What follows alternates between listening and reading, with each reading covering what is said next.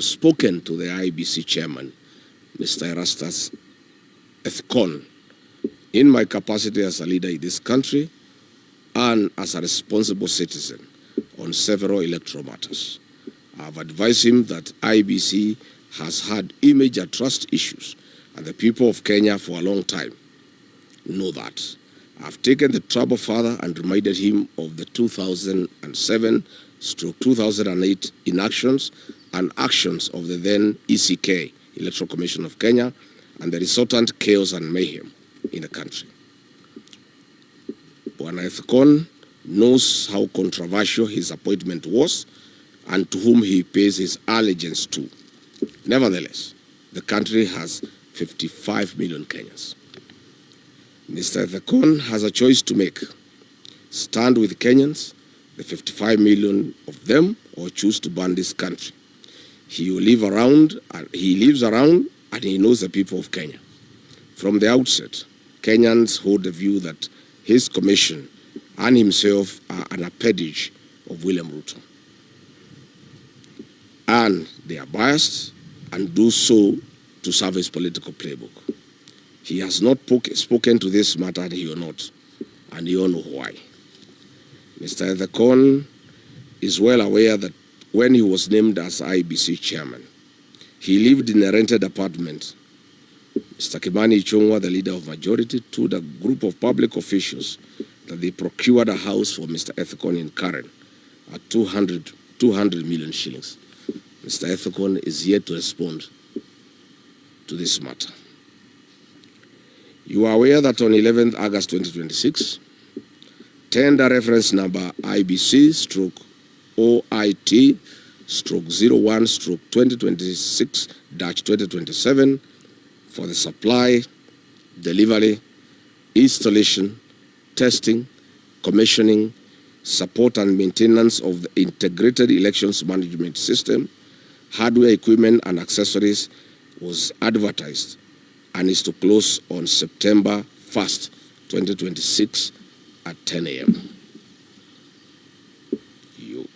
You are all aware that Kenyans do not know is that the tender process and the result has already been preconceived and is awaiting rubber stamping to Miru, M-I-R-U, Systems Company Limited of South Korea.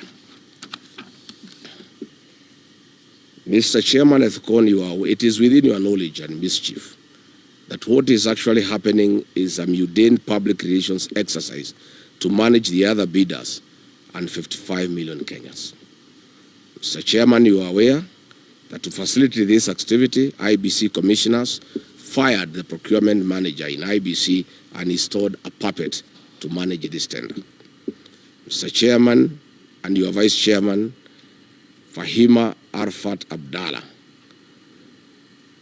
have been compromised as the drivers of this tender process against the concurrence and the wishes of the other commissioners. Mr. Chairman, this is not the first time I'm raising an alarm on your Vice Chairperson. You will recall that during the by-elections in Magarini last year, this same Vice Chairperson was largely involved in the malpractices, and I made the matter public.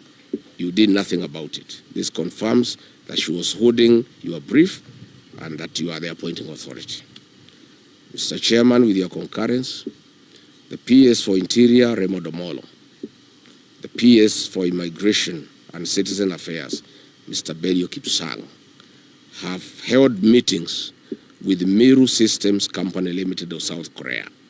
They are in the process of giving to the company access to the country's voter registration database for integration purposes. But Kenyans are asking, who is Miru System Company Limited? This is a South Korean company with a very bad history of rigging elections across the world.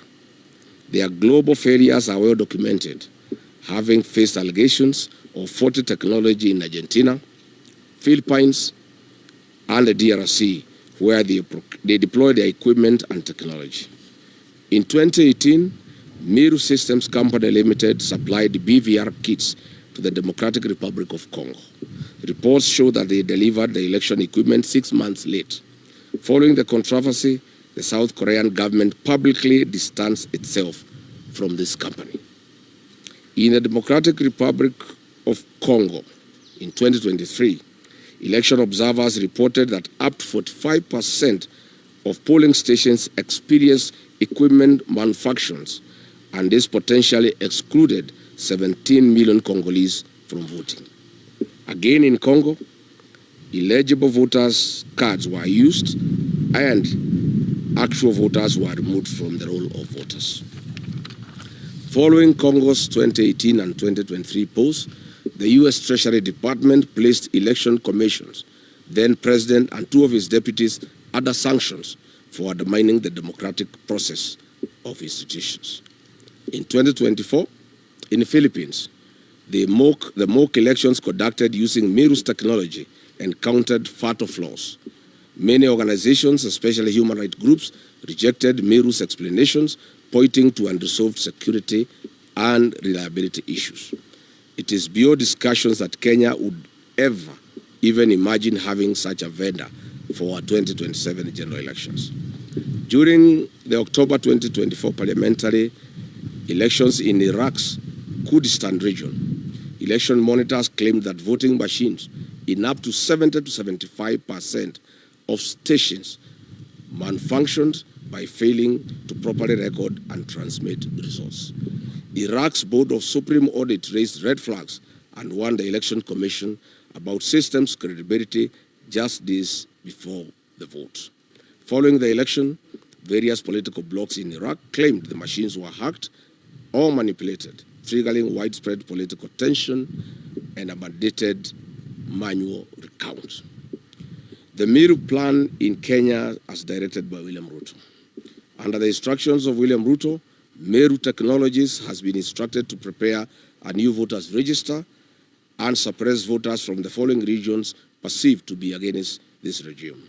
1, Western Kenya; 2, Nyanza region, but in Kisii and Nyamira counties; 3, the Mount Kenya region; 4, Lower Eastern; 5, Nairobi; 6, Taveta and Namu; 5, Rift Valley in Nakuru, Laikipia, Kajiado, and Narok. We appeal to our development partners and embassies accredited to the Republic of Kenya to take note of this threat to Kenya's electoral democracy. The company should be banned and never allowed to manage any election or supply its equipment and technology to this country. I would like to challenge IEBC to confirm if the technical specifications in the tender have not been specifically crafted and tailor-made around the profile of Meru systems technology. The IEBC must tell Kenyans whether this procurement process is in line with provisions of Article 227 of the Constitution and Section 60 and 61 of the Public Procurement and Asset Disposal Act. Further, we are asking, what was and is the role of the Cabinet Secretary for Mining, Ali Joho, and Vice Chairman of IEBC Commissioner Fahima Arfat Abdallah in this tender process?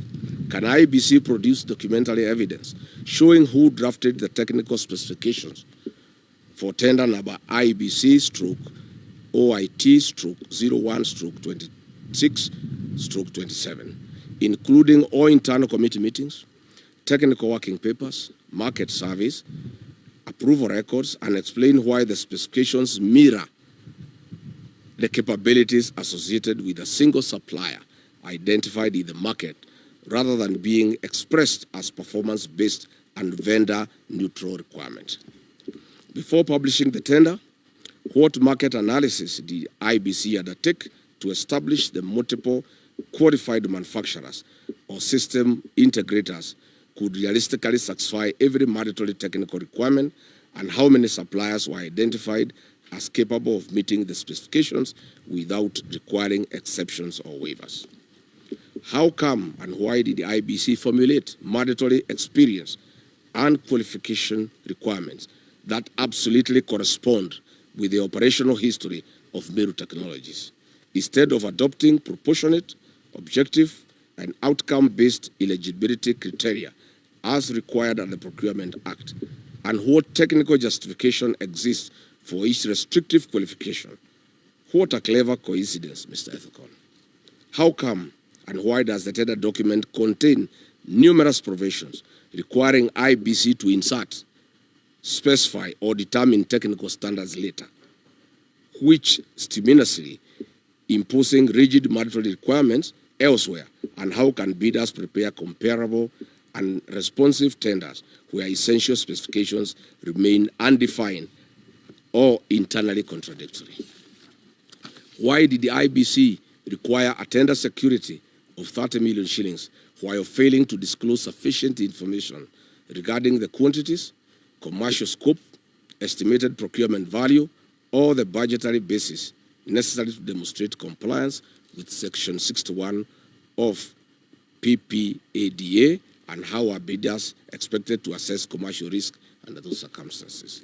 Finally, given that the Constitution requires procurement to be fair, equitable, transparent, competitive, and cost-effective, what safeguards did IEBC implement during the drafting stage to ensure that no manufacturer's proprietary, architecture, certification profile, or product ecosystem, including that associated with the middle systems, was embedded into the mandatory specifications in a manner that excluded otherwise qualified competitors?